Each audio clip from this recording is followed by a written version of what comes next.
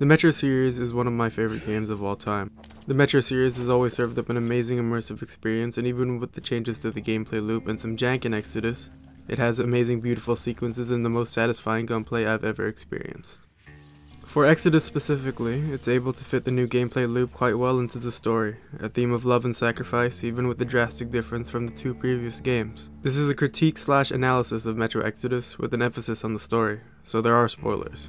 Even though the world of the Metro games is one of apocalypse, it does quite well in showcasing human perseverance. The people of the Metro don't have much, but most of them understand that there isn't much for them to do about it, with the surface being a barren hellscape. Artyom, after his experiences with the Dark Ones, has decided he doesn't want to grow old in the sunless tracks of the Metro, and has begun searching for life on the surface, even to the detriment of his health.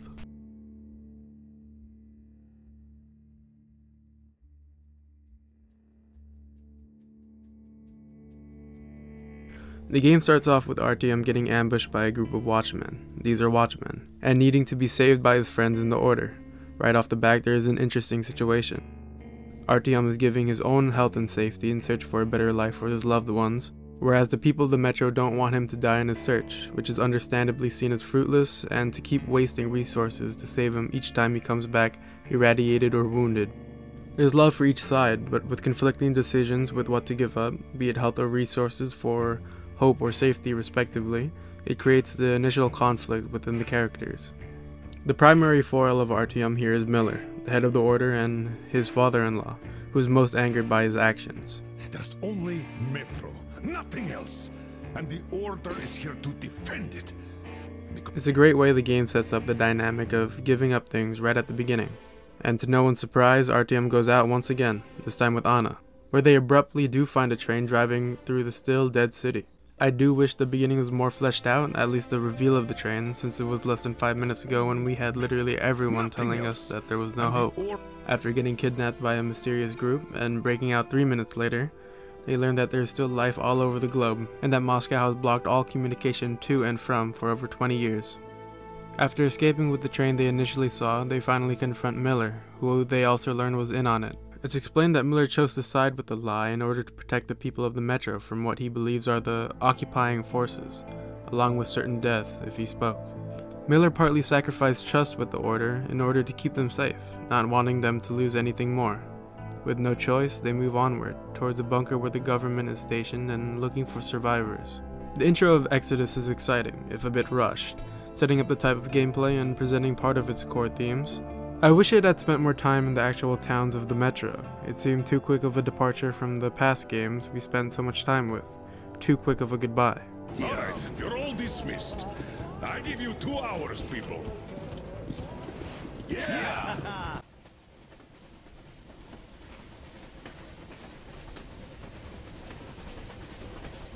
Froze anything off yet, darling? Here, let's warm you up a little bit.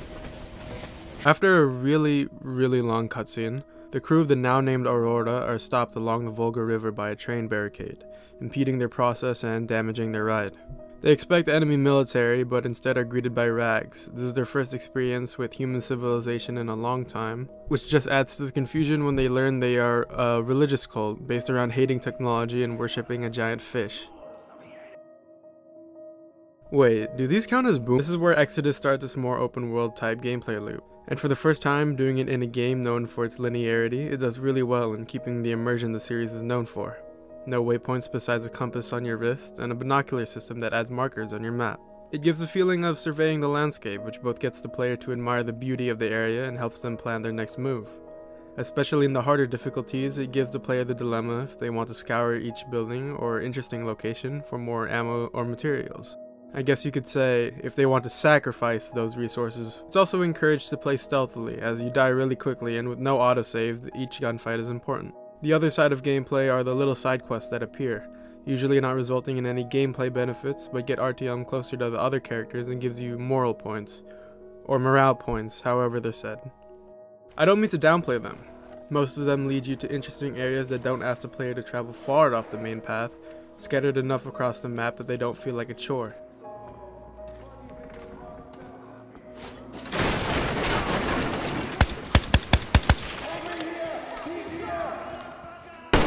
Okay, now back to the Volga.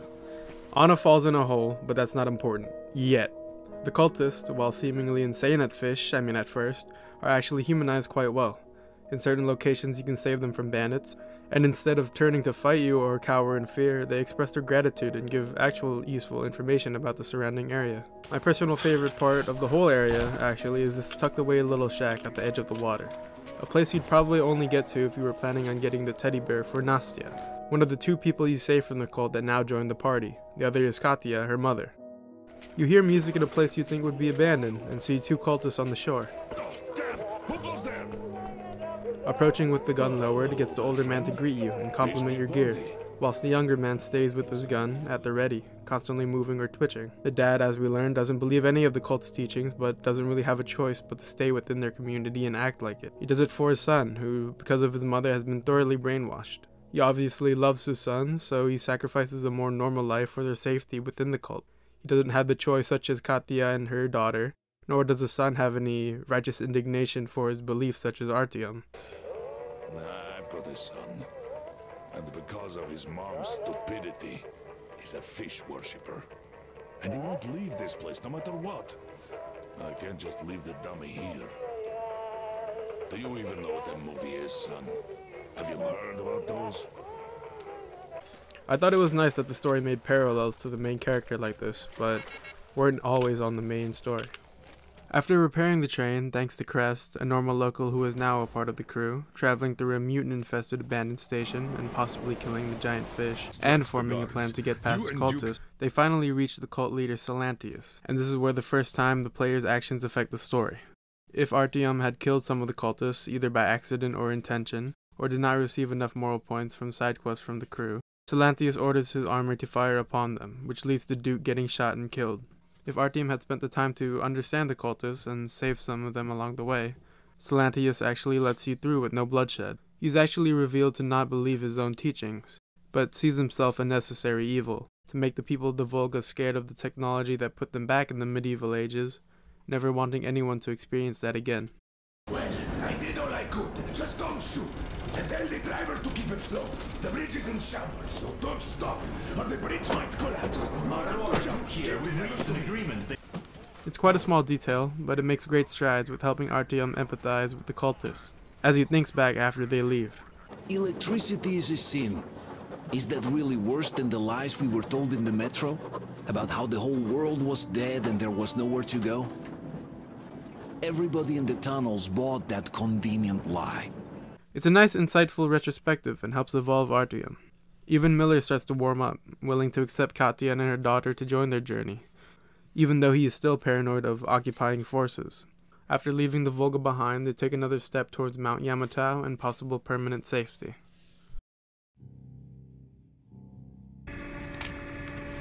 Just like our old D6. Even the lift is the same, exactly.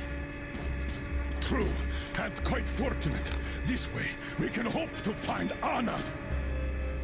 Still, the complex is huge, and we have 10 minutes at the most. So, we'll have to split up. Approaching the bunker, the crew establishes contact with the government.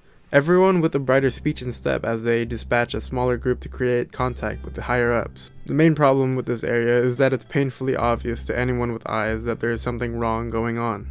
The piles of abandoned trains and cars, the empty, poorly kept entrance, and the shaky, uncertain talk predating the crew's arrival. The player's suspicions are confirmed when they are ambushed and realize that literally everyone in this bunker have become crazed cannibals. Women and children? Good. Haven't had those in a while. Who are you? Thanks to part of the crew outside realizing this, they come to save them. It brings the player to a familiar setting and flow, a completely linear experience underground full of shooting, with this time the monsters being human. It's definitely a fun sequence, harkening back to the previous games like this is great, and even without the nostalgia it's still enjoyable nonetheless. The problem I have with it is how it plays into the story. Its importance to the plot is downplayed with much less of a build-up for the supposed twist. This, along with the fact that the initial goal of the game is changed after the first area.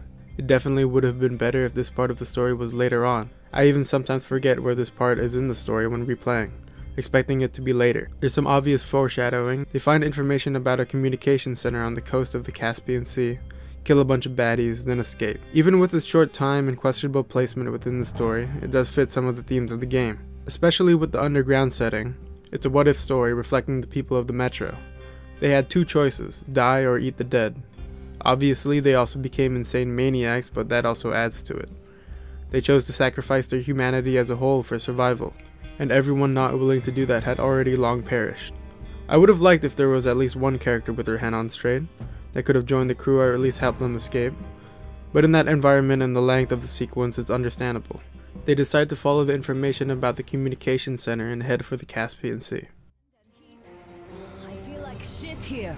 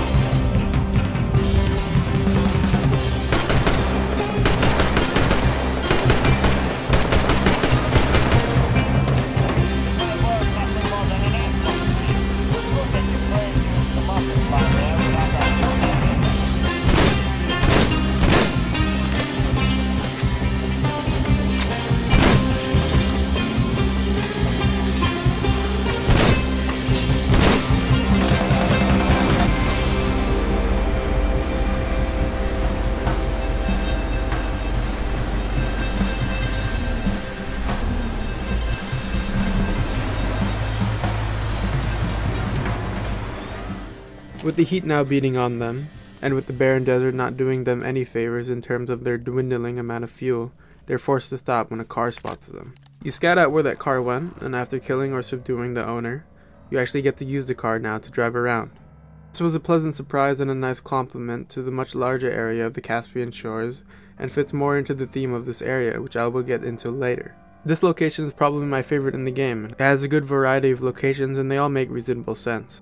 Caves, a lighthouse, an airfield, some docks, and a crane, all with interesting sequences involving both humans and mutants. The only qualm I had was the lack of unique environmental danger, such as the mutant shrimp whilst boating or the demons of electricity in the Volga. The only thing I can think of is the humanimal mutants that jump out of the sand, though there is the occasional sandstorm, but that does more in setting the mood than providing an actual problem to the player.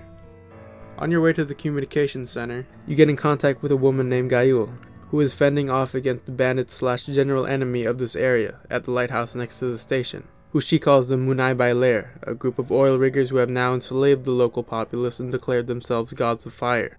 If it isn't obvious by now, this is the Mad Max level, which might add to my personal enjoyment of this area, though there are some problems I can't look past. After helping Gaioul fend off the bandits, she guides you to the underground station to find the radiation maps. The only problem is that there's a bunch of mutant spiders. It's a nice callback to the points of loneliness seen in the older games, with no contact with anyone until Demir gets on the intercom somehow. It's scary enough, but it's a simple get in and get out sequence, which is a downgrade compared to the spider's lair in Last Light. It's explained that Gaioul's mother worked at this facility, and there's even a recording of Gaioul interrupting a meeting. What doesn't make sense to me is how the facility fell to the spiders, and why her body was left alone to rot. There are mentions of low rations and high radiation, but to me that doesn't make much sense, considering Gaioul lives just outside. Maybe I missed something, but it just seemed weird. The main side quest in this area, however contradicting that sounds, is to help free the slaves from the oilers. A problem I had with this is that it either required save scumming or has consistency problems. The other part is during a main section of getting water to the crew of the Aurora, something they desperately need after being affected by the heat for so long. There are a bunch of slaves here, and the game even tells you about them. But if you free them or not doesn't matter. You can just sneak by everyone, and if you remain undetected until the scripted action sequence, you get the good moral points. In another playthrough, I stealthily took out all the guards, and even then, we still drove out with the bandits shooting at it. I don't want to simply trash this area though. The airfield has a great ambush that I try to intentionally do during the night to utilize the night vision goggles. The fight with the sniper on the crane is fun as hell. I was pleasantly surprised on this playthrough when Anna was actually the one to take him out. And the ambushes while driving or resting are impressively immersive. There's also a storyline involving the original owner of your car, Saul, but in my 3 playthroughs of the game I could never proc that storyline. A small section I would also like to point out is trying to save the slave leader, who is being cornered by some of the Baron's men, who kills himself just before you meet him.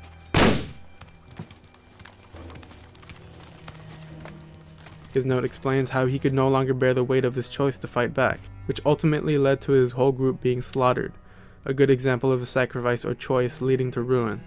After getting the water, the Aurora gets ambushed by a group sent by the Baron himself. Side note about the Baron, I haven't really talked about him yet.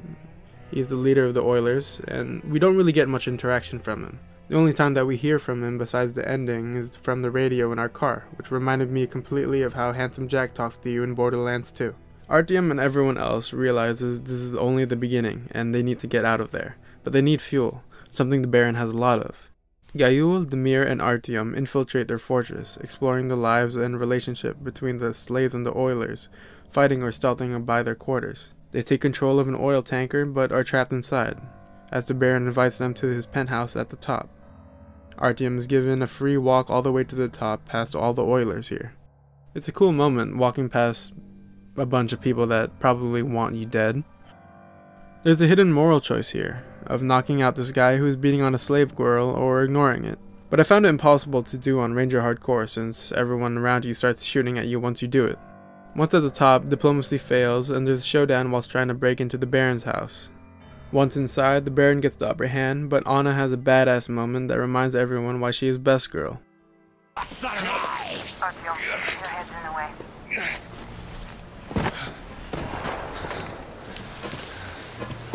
If Artyom had spent the time to free the slaves and gain the trust of Gayul, Demir, who is from the same group of people as Gayul and the slaves, stays with Artyom, believing them to be in a workable state to fight for their own freedom. Otherwise, Demir says his goodbye, wanting to stay with Gayul, to keep fighting for his people's freedom. By now, the player should realize that their actions are having consequences with the story and characters.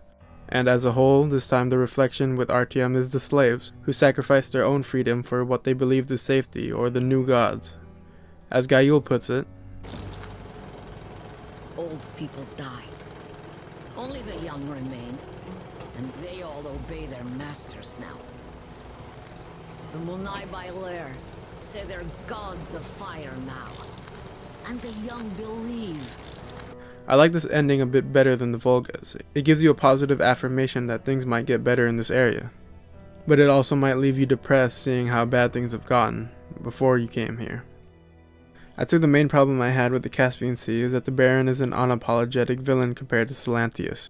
Though with the setting it makes more sense. Silantius seems to take the necessary evil route, whereas the Baron is the New World, New Rules type. With the full supply of water and fuel, Stepan and Katya getting married, and Anya coming down with an illness, they travel towards the green of Taiga, hoping for it to turn An's fever around or serving as a place they can finally settle to. I'm sorry to intervene, but did something happen?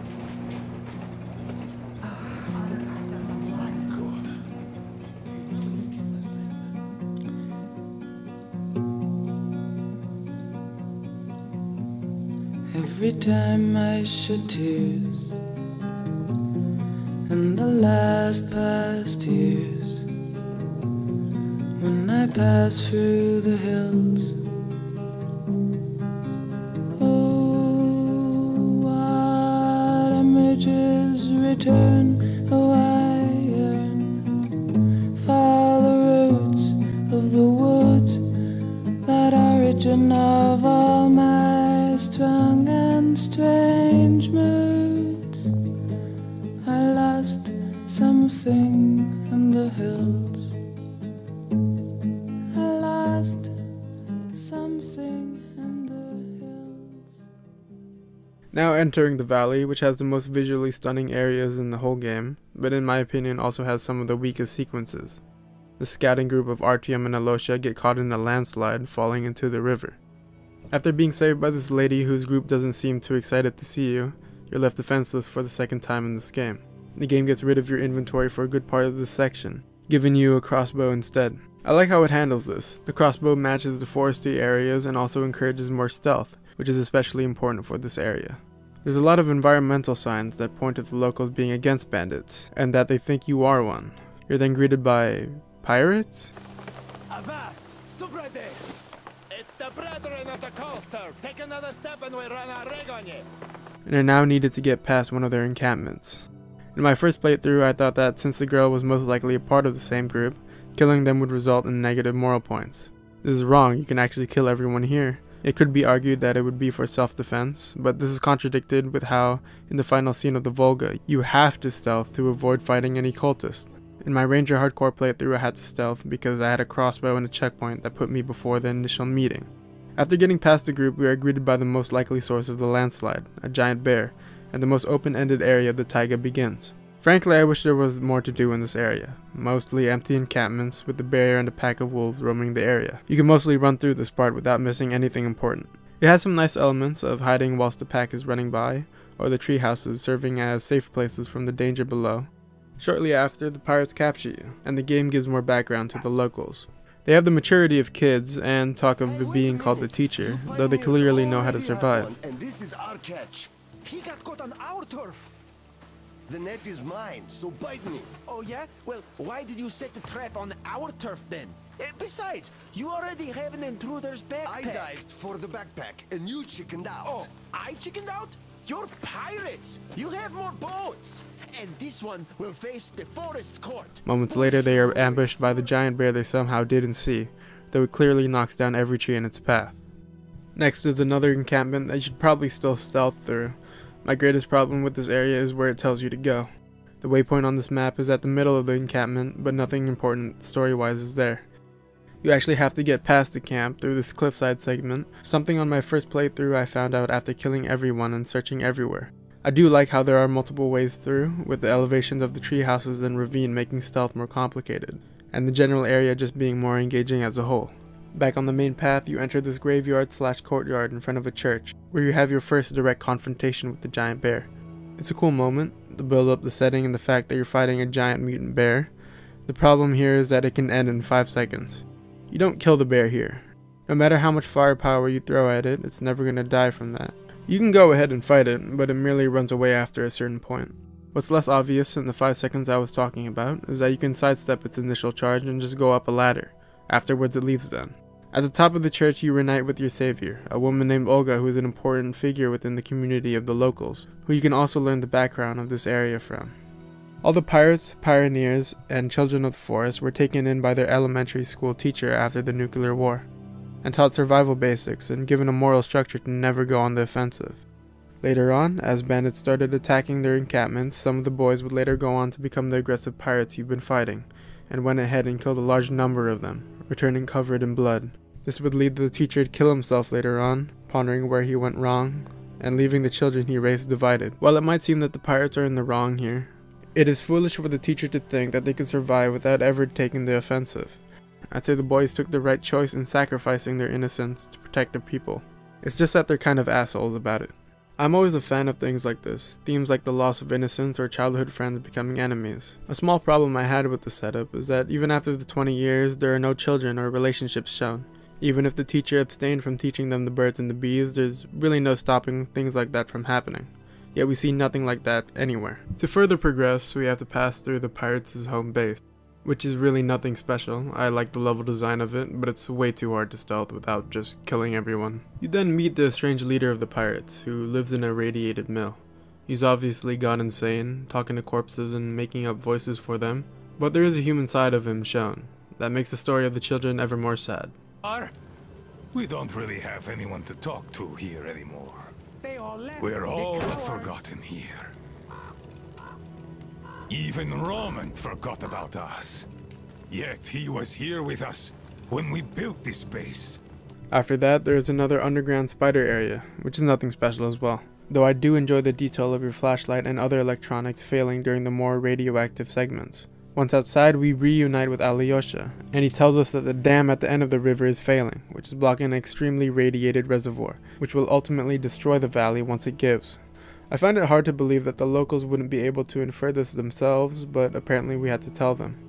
The second encounter with the bear is exactly the same, even a similar arena, and once again we don't really kill it. It falls down in a poorly animated cutscene, which is really disappointing. Once again, if Artyom had not killed much of the locals, then Alyosha doesn't get injured by an enraged Olga. If he did, then Alyosha takes a couple shots.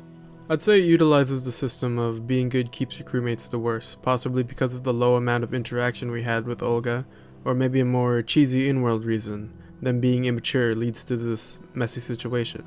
We get back on the train, and with the solution still not found, Anna falling in that random hole near the beginning is now the sole focus of the game. They're running out of time and need to head for Novosibirsk, where they believe a cure for her illness is there. All these rivers, mountains, deserts, they just won't do. It's ocean or bust. I believed we could make it. I did. I know I'll get there. And if I need some help, you will be there for me. You will save me again, won't you?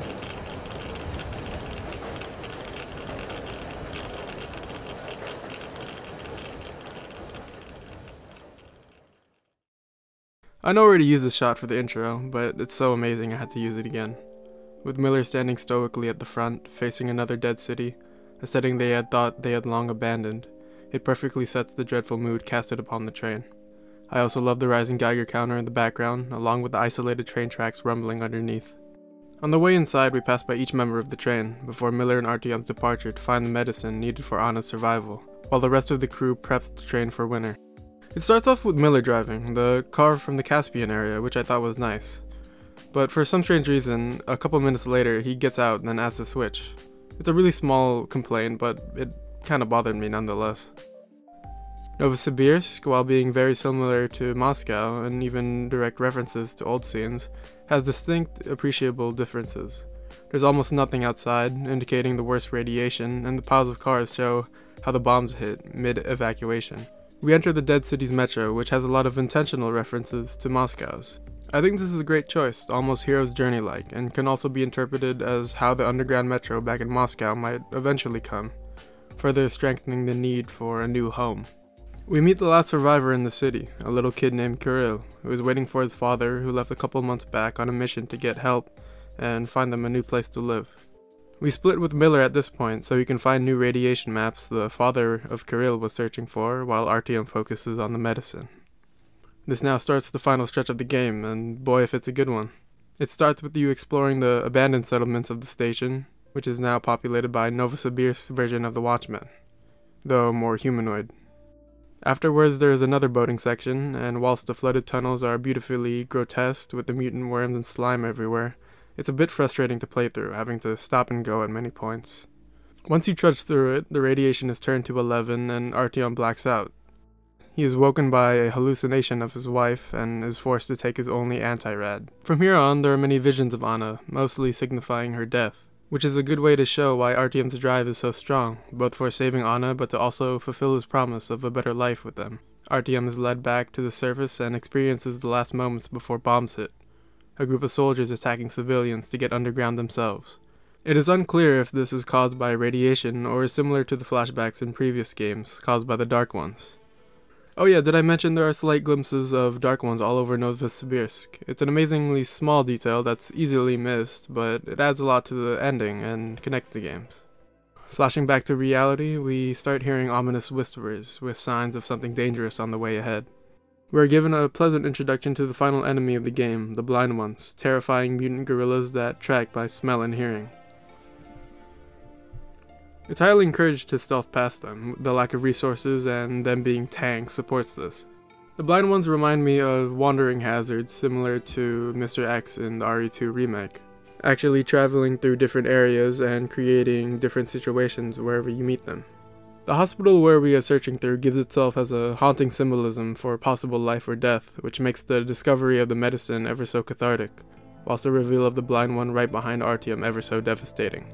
During this final QTE, Artyom kills this last Blind One but is left mortally wounded, outside in the radiation, and without Miller finding him last second and sacrificing his own anti-rad to save Artyom, he would have been a goner. Miller, Artyom, and Kirill all hop into the car to escape the radiation of the city as fast as possible, with Miller yelling how he would not forgive Artyom for dragging everyone so far then dying now. But without Antarad for himself, Miller's the one that passes away first. Miller has had a pretty low-key conflict with himself during the entirety of the game. Even after being convinced that escaping Moscow wasn't the worst thing in the world, he does have many moments of wavering uncertainty of that decision, constantly asking what to do next after each area has been completed. If Artyom had strived for the good ending up to this point, he has in turn taught Miller the importance of sacrifice, and how fighting for a better life is worth every drop of blood for the people you love, but also that maybe it's not completely worth it if you're not there to see it. If Artyom had been selfish or bloodthirsty enough, Miller stays in his ways, too ignorant to face the fact that they won't be able to enjoy what they've gained. Back in the world of the living, or in Artyom's case, half dead, he is forced to keep driving while fading in and out of consciousness next to his father-in-law's corpse. The music in the scene adds tons to the emotional impact, though it really is just pressing W, and in my first playthrough kept me uncertain if Artyom would survive. Finally, with the arrival of the Aurora, the rest of the crew rushes to Artyom just before he collapses, and the sum of all the moral choices and consequences cascade into the ending. So full of radiation, Artyom needs almost a full transfusion of all his blood. In the bad ending, there isn't enough people capable of donating, and Artyom slowly passes away at the cries of everyone begging him for him to stay. In the good ending, if the player had put in the time and effort to make sure the crew stayed together or stayed healthy/alive, there's enough blood to go around. Artyom is saved from the brink of death, and thanks to the new radiation maps Miller got, can live out their new lives. The best part of this ending for me is the callback to the beginning. Artyom's blood is radiated, and it takes other people's blood to keep him alive. And the good ending shows throughout the entire playthrough how Artyom was willing to give back that love and sacrifice with his own. There are definitely problems, but Metro Exodus is one of my favorite games of all time, and I think it deserves this type of analysis of its gameplay and story. It was able to repeatedly showcase its theme of sacrifice several times without it being too shoehorned. It felt like an epic journey throughout, and is another great Metro game in the series. I'm hopeful for the next one that has been announced/speculated, but even without it, the trilogy is amazing, and anyone should go out and play it. I'll be honest, I was too lazy to play through the DLCs again, but they also display similar themes of the showcase and are great additions to the story on their own. If you watched me ramble through this entire video, I thank you. This is my first time making a video this long and putting this much work in. I didn't even plan for it to be over 30 minutes long. It just ended up happening with what this video was supposed to be about. And if you liked it any, please consider liking the video, or subscribing to this channel if you want to see more content. I'll leave you with the first time I realized just how hard Ranger Hardcore was actually going to be. Any heretics there? Nothing, of course. It's not like I